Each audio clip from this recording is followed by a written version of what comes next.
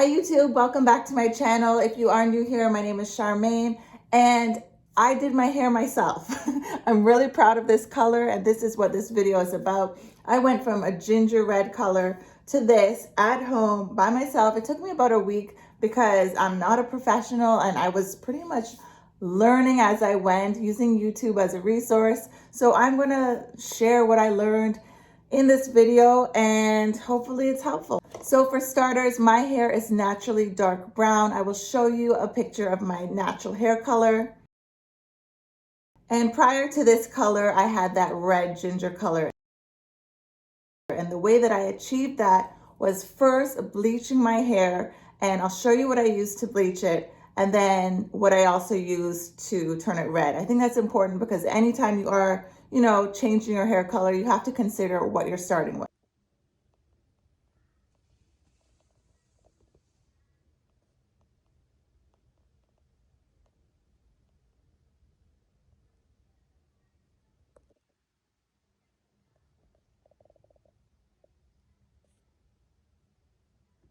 So I bleached my hair as a little bit of a mommy makeover in, I think, about October of last year. I let that red really fade out of my hair as much as it could. I got color oops right here. Good old color oops. Yes, it smells bad. That's what I remember, and it really does smell bad. And that smell lasted on my hair a couple days. But in any case, it removed most of the red and it left me with this bright lemon color.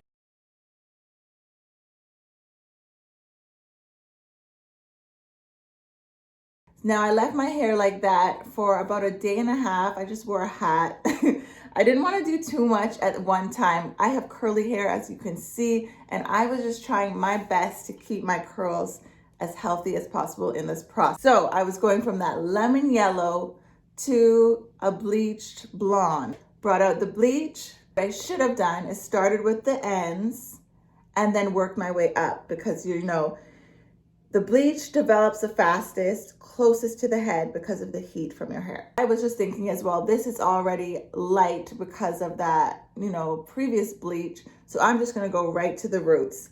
And it worked. It lifted the roots, but I was left with some hot roots, I believe. So I had some residuals like red happening towards the end of the hair. And I believe that's because that was where, those roots, as it came down farther from my head, so less heat happening here, those didn't process as fast as up here. And I think that's what left me with that color, because it took me a little while. I'm like, why do I still have those colors? Why did I have to go? Because it took me a while to understand it. At first I was thinking, is this like previous color that I forgot about under there? But I believe that that's what it was. After that bleaching was done, my hair obviously didn't feel the best, but I wanted to tone it. So I used a Wella Colorcharm, but it wasn't this one because my hair wasn't as light at that stage yet.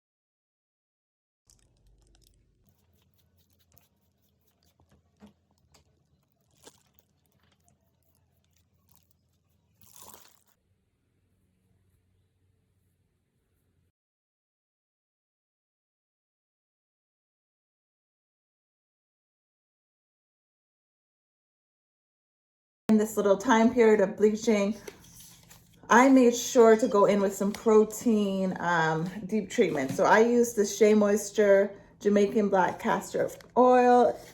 I highly recommend this, especially with curly hair. This took my hair from feeling really kind of straw and gross to feeling good. And the curls actually looked really, really good right after. And now I could have stopped there and I'll show you what it looked like. But to be honest, I wasn't really feeling it. So I wore it like that for maybe about 3 days or so. And I just kept thinking, this looks a little off to me. Like the color doesn't quite suit me or something. It's not quite what I was going for. And I realized it was because I needed a darker root happening. And that's when I started doing a little bit more research. Whatever it's called, shadow roots. Oh my God, now I can't remember the name. I'm sure someone will correct me. But basically having it look like this, which I know sounds silly because I just lightened my roots. But this is not permanent. This is a demi-permanent that can rinse out. And so the whole idea is that when your natural color then grows back in dark, it's going to look a little less harsh and more natural looking because you already have this going on. Now, obviously I'm doing this for the first time by myself. And so I'm like, oh, I need a little bit of a rough copy. So what I did is I used eyeshadow, and I have pictures and I'll show you as well. I know it sounds silly, but hey, I'm just learning as I go, right? So I took eyeshadow and I like parted it down the front, put it in to see how it would look with that darker kind of contrast. It wasn't perfect, but it gave me the idea. And then I practiced the technique that I saw people doing online, which is like taking it on a diagonal and going in, splitting diagonal and going in. I'm gonna link, it was Elle Bangs on YouTube. Her videos are really, really helpful for anything to do with going blonde, balayage and all of that. Very helpful videos. So I did a little practice of that. Okay, I'm gonna show you, first of all, how this looks. Again, I'm sure it's not perfect. I did this myself. I'm not a professional. One thing I will say about curly hair is, yes, you run the risk of damaging your curls, of course, when you're bleaching, but it is also a little bit more forgiving because you can't notice any mistakes as obviously as you can with straight hair. It's a little bit more of a camouflage if I did any wonky little color bits in there. So now I'm like, okay, it's time for me to try the shadow rooting or whatever. So I got the Colorcharm demi-permanent color. Again, you want to go demi-permanent because this is not permanent. It's going to rinse out over time.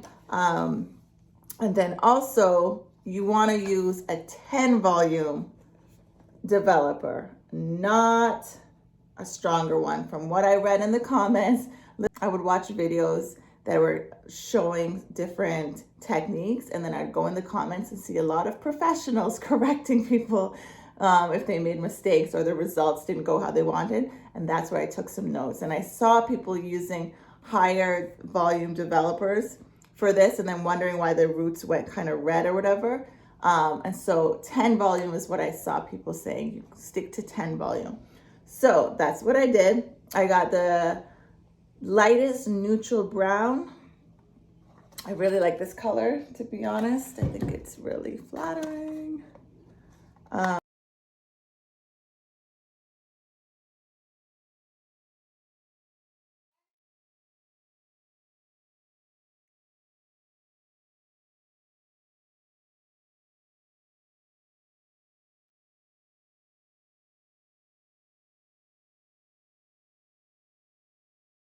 I'll be honest with you, and if you guys know about this, leave me some info below.